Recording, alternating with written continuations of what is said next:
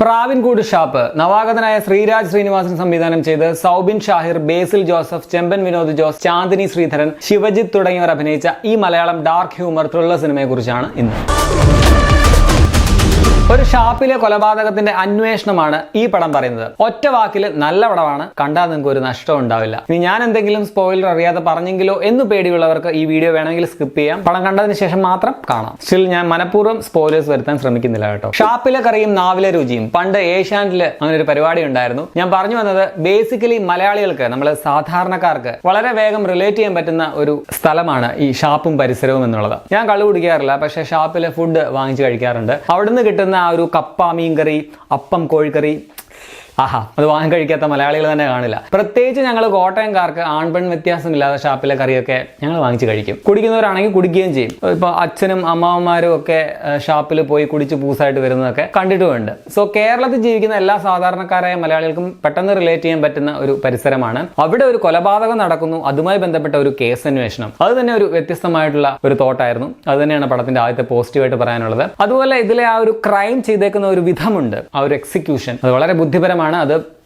പിന്നെ വളരെ സ്റ്റൈലിഷ് ആയിട്ട് എടുത്തിട്ടുള്ള ഒരു നാടൻ ത്രില്ലറാണ് ഈ പടം എന്ന് പറയാം. സ്റ്റൈലിഷും നാടനും അതും വെറൈറ്റി ആണല്ലോ. മൊത്തത്തിലൊരു പൊളി വൈബ് തന്നെ തരുന്ന ഒരു ത്രില്ലറാണ്. പക്ഷേ ഹ്യൂമർ എന്നൊക്കെ കേട്ടിട്ട് നിങ്ങൾ ഇതിനെ ഭയങ്കര ചിരിച്ചു മറിയാനുള്ള പടമാണെന്ന് വിചാരിച്ചു പോയി കാണരുത്. ഇത് അങ്ങനെ ഒരു ഭയങ്കര കോമഡി പടമല്ല, സീരിയസ് പടം തന്നെയാണ്. പക്ഷേ ഒരു ഡാർക്ക് ഹ്യൂമർ സെറ്റപ്പിലാണ് ഒരുക്കിയേക്കുന്നതെന്ന് മാത്രം. ഈ അന്വേഷണത്തിന്റെ വഴികളിൽ ഉണ്ടാകുന്ന ക്രൂരമായിട്ടുള്ള ചില്ലറ തമാശകളെ പടത്തിലുള്ളൂ. കുറേയധികം ടാലന്റുകളുടെ സംഗമമാണ് ഈ പടം എന്ന് പറയാം. സൗബിൻ ഷാഹിർ, ബേസിൽ ജോസഫ്, ചെമ്പൻ വിനോദ്, ഇവരല്ലാതെ അഭിനയിച്ചിരിക്കുന്ന ബാക്കി ചെറിയ ചില ആർട്ടിസ്റ്റുകളൊക്കെ ഉണ്ട്. അവരുടെ എല്ലാവരുടെയും നല്ല പെർഫോമൻസുകൾ. അതുപോലെ മഞ്ഞുമൽ ബോയ്സിന് ശേഷം ഷൈജു ഖാലിദിന്റെ ക്യാമറ, കിടു ബാക്ക്ഗ്രൗണ്ട് മ്യൂസിക്കുമായിട്ട് വിഷ്ണു വിജയ്, അങ്ങനെ കണ്ണൻ എന്ന ക്യാരക്ടർ സൗബിൻ ഗംഭീരമായിട്ട് ചെയ്തിട്ടുണ്ട്. എടുത്തു പറയേണ്ടത് ഈ ഡിഫറently ഏബിൾഡ് ആയിട്ടുള്ള ആൾക്കാരുടെ നടത്തം, ഓട്ടം, ചാട്ടം, ഇതിനൊക്കെ ഒരു പ്രത്യേകത ഉണ്ടാവില്ലേ? അത് ഭയങ്കര ഒബ്സർവ് ചെയ്ത ഒരാൾക്ക് അത്ര നാച്ചുറൽ ആയിട്ട് അഭിനയിക്കാൻ പറ്റുകയുള്ളൂ. സൗബിൻ അത് വളരെ നാച്ചുറൽ ആയിട്ട് നൈസ് ആയിട്ട് അവതരിപ്പിച്ചിട്ടുണ്ട്. സബ് ഇൻസ്പെക്ടർ സന്തോഷായിട്ട് ബേസിൽ ജോസഫ് തന്റെ സ്ഥിരം സ്റ്റൈലിലൊക്കെ തന്നെയാണ്, പക്ഷെ വളരെ എന്റർടൈനിങ് ആയിട്ട് തന്നെ ആ ക്യാരക്ടർ ചെയ്തു വെച്ചിട്ടുണ്ട്. ഒരു പക്ക കോമഡി ക്യാരക്ടറും അല്ല,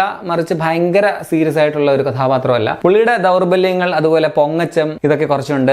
ബട്ട് നല്ല ഒബ്സർവേഷൻ സ്കിൽസും ഉണ്ട്. ഇതൊക്കെ കൈവിട്ട് പോകാതെ ചേരുംപടിയായിട്ട് തന്നെ അവതരിപ്പിച്ചിട്ടുണ്ട്. ഈ പടത്തിലെ സ്റ്റാർ എന്ന് വിളിക്കാവുന്നത് ബാബു എന്ന കഥാപാത്രമായിട്ട് വന്ന ശിവജിത്തിനെയാണ്. കക്ഷി നല്ല കിടുവായിരുന്നു. കുറിപ്പിലാണെന്ന് തോന്നുന്നു ഞാൻ പുള്ളി ആദ്യമായിട്ട് ശ്രദ്ധിക്കുന്നത്. ഇതിൽ ബോഡി ലാംഗ്വേജ്, ഡയലോഗ് ഡെലിവറി ഒക്കെ കൊണ്ട് ആ ഒരു കൊമ്പൻ എന്ന് വിളിക്കുന്ന ഒരു ഒറ്റയാൻ ക്യാരക്ടർ പുള്ളി നൈസ് ആയിട്ട് തന്നെ ചെയ്തു വെച്ചിട്ടുണ്ട്. കക്ഷിയെ അറിയാത്തവർ പോലും ഈ പടം കണ്ടു കഴിഞ്ഞ് പുള്ളിയുടെ പേര് തപ്പി കണ്ടുപിടിക്കും. നോക്കിയോ. മെറിന്റെ ആയിട്ട് വന്ന ചാന്ദിനി ശ്രീധരനും നല്ല കിടിലൻ റോൾ തന്നെയാണുള്ളത്. പൊളിയായിട്ട് തന്നെ ചെയ്തു വെച്ചിട്ടുണ്ട്. ഡയലോഗ് ഡെലിവറി ഒക്കെ എടുത്തു പറയണം. തേഞ്ഞു എന്ന് പറയുന്ന ഒരു സീനുണ്ട്, അത് കിടുവായിരുന്നു. സോ ചുമ്മാ നോക്കുകുത്തി അല്ലാത്ത ഒരു നായികയുണ്ട് എന്നുള്ളതും പടത്തിന്റെ പോസിറ്റീവ് ആണ്. സുനിലായി വന്ന ചെമ്പൻ വിനോദ് ജോസും പ്രാധാന്യമുള്ള റോൾ തന്നെ ചെയ്തിട്ടുണ്ട്. ഒരു സീൻ വളരെ, എനിക്കൊന്ന് മലയാള സിനിമയിൽ തന്നെ ഇതുവരെ കാണാത്ത രീതിയിൽ വളരെ ഡിഫറെന്റ് ആയിട്ട് ചെയ്തു വെച്ചിട്ടുണ്ട്. പിന്നെ ഷാപ്പിലെ സ്ഥിരം കുടിയന്മാരായിട്ടുള്ള കുറെ പേരുണ്ട്. പ്രായമായിട്ടുള്ള 3-4 ചേട്ടന്മാര്, ചെറുപ്പക്കാര് പിള്ളേർ കുറച്ചുപേര്. എല്ലാവരുടെയും പേരൊന്നും എനിക്കറിയില്ല, പക്ഷെ ഒന്നും പറയാനില്ല. അസാധ്യ നാച്ചുറൽ പെർഫോമൻസ് ആയിരുന്നു എല്ലാവരും. കല്യാണിയായിട്ട് വന്ന രേവതി, പിന്നെ പോലീസ് മേധാവിയായിട്ട് വന്ന നടൻ, പുള്ളിയുടെ പേര് എനിക്കറിയില്ല, പോയി ഊഞ്ഞാലാട്ടി കൊടുക്കൂ എന്ന് പറഞ്ഞ ഡയലോഗ് ട്രെയിലറിൽ കാണാം. പുള്ളി ഭയങ്കര നാച്ചുറൽ പെർഫോമൻസ് ആയിരുന്നു അദ്ദേഹം. ടെക്നിക്കൽ സൈഡിൽ ആദ്യം എടുത്ത് പറയേണ്ടത് ഇതിന്റെ BGM ആൻഡ് മ്യൂസിക് ആണ്. ഈ സിനിമയുടെ ഏറ്റവും വലിയ പോസിറ്റീവ് ആണ് ഇതിന്റെ മ്യൂസിക്. വിഷ്ണു വിജയ് കൊടുത്തേക്കുന്ന ചില വെസ്റ്റേൺ സ്റ്റൈൽ മ്യൂസിക് ഒക്കെ ഉണ്ട്. അത് പടത്തിന്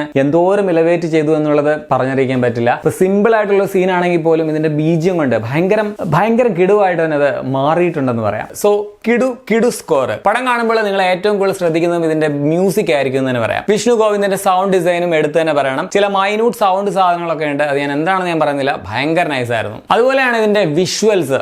ഷൈജു ഖാലിദിന്റെ മറ്റൊരു ഗംഭീര വർക്കാണ് ഈ പടത്തിലുള്ളത്. ചില ഷോട്ട്സിന്റെ ഒക്കെ ഭംഗി എന്ന് പറഞ്ഞാൽ അപാരമാണ്. രാത്രി കഥകിനിടയിൽ കൂടി പോലീസ് വണ്ടിയുടെ ലൈറ്റ് വരുന്ന ഒരു സീനുണ്ട്. പാലത്ത് നിന്ന് ചാടുമ്പോഴുള്ള ഭാഗം, അവസാനം ഒരു തീ കത്തുന്നതും അതിന്റെ കൂടെ ഒരു ഷാഡോ വരുന്നതുമായിട്ടുള്ള ഒരു സീനൊക്കെ ഉണ്ട്. എല്ലാം പൊളിയാണ്. ഇതിനകത്ത് ബേസിലിന്റെ ഒരു ബൈക്ക് കൊണ്ടുള്ള ഒരു സീനുണ്ട് കേട്ടോ. പിന്നെ ഒരു ചേസിങ് സീനും ഉണ്ട്. എനിക്ക് തോന്നുന്നു അതൊരു ഒറ്റ ഷോർട്ടായിട്ടും കണ്ടാണ് എടുത്തേക്കുന്നതെന്ന് പറയാം. ഭയങ്കര ഡിഫറെന്റ് ആയിട്ട് വെറൈറ്റി ആയിട്ടുള്ള ഒരു സാധനമായിരുന്നു അത്. ഷെഫീഖ് മുഹമ്മദ് അലിയുടെ എഡിറ്റിംഗും കൊള്ളാം. നോൺ ലീനിയർ സ്റ്റൈൽ ചിത്ര സംയോജനം പടത്തിന് വളരെ ആപ്റ്റ് ആയിരുന്നു. അതിന്റെ ഒരു മൂഡിന് ഒരു മൂത്രപ്പുര സ്റ്റണ്ട് ഉണ്ട്, അത് കൊള്ളാമായിരുന്നു. കലൈ കിങ്സൺ ആണ് ഇതിന്റെ ആക്ഷൻ കൊറിയോഗ്രഫി നിർവഹിച്ചിട്ടുള്ളത്. ഇനി പടത്തിന്റെ നെഗറ്റീവ്സ് പറഞ്ഞാൽ, ഈ പടത്തിന്റെ ഇടയ്ക്കൊക്കെ അല്പം ഇൻട്രസ്റ്റ് നമുക്ക് തന്നെ പോകുന്നത് പോലെ ഫീൽ ചെയ്യുന്നുണ്ടായിരുന്നു. ഇപ്പൊ ഫസ്റ്റ് ഹാഫിൽ അത് വളരെ കൂടുതലുണ്ടെന്ന് പറയാം. സെക്കൻഡ് ഹാഫിലും കുറച്ച് ഭാഗത്തൊക്കെ ഉണ്ട്. പക്ഷെ അപ്പോഴേക്കും എന്തെങ്കിലും ഒരു ഹൈ മൊമെന്റ് വന്ന് നമ്മളെ വീണ്ടും ട്രാക്കിലേക്ക് കൊണ്ടുവരികയും ചെയ്യും. സോ ഇടയ്ക്കുള്ള ഈ ഒരു ചെറിയ മുഷിപ്പ് ഈ പടത്തിന്റെ ഒരു നെഗറ്റീവ് ആണ്. അതുപോലെ തന്നെ മൊത്തത്തിൽ ഫസ്റ്റ് ഹാഫിനേക്കാൾ സെക്കൻഡ് ഹാഫ് ആണ് കുറച്ചുകൂടി മികച്ചത് എന്നും പറയാം. പിന്നെ കോമഡിക്ക് വേണ്ടി ചെയ്ത ചില കാര്യങ്ങളൊന്നും അത്രയ്ക്ക് വർക്കായുമില്ല. സോ ആകെ മൊത്തം ടോട്ടലിൽ അതിഗംഭീരം എന്നൊന്നും പറയാനില്ല, എങ്കിലും എനിക്ക് തൃപ്തി നൽകിയ ഒരു സിനിമ തന്നെയാണിത്. എനിക്ക് ഇഷ്ടപ്പെട്ടു പടം. ഒരു എബോവ് ആവറേജ് വെറൈറ്റി ത്രില്ലർ എന്ന് പറയാം. അപ്പോൾ നിങ്ങൾ ഈ പടം തിയേറ്ററിൽ പോയി കണ്ടിട്ടുള്ളവരാണെങ്കിൽ നിങ്ങളുടെ അഭിപ്രായം കൂടി കമന്റിൽ രേഖപ്പെടുത്തുമല്ലോ. അപ്പോൾ ശരി.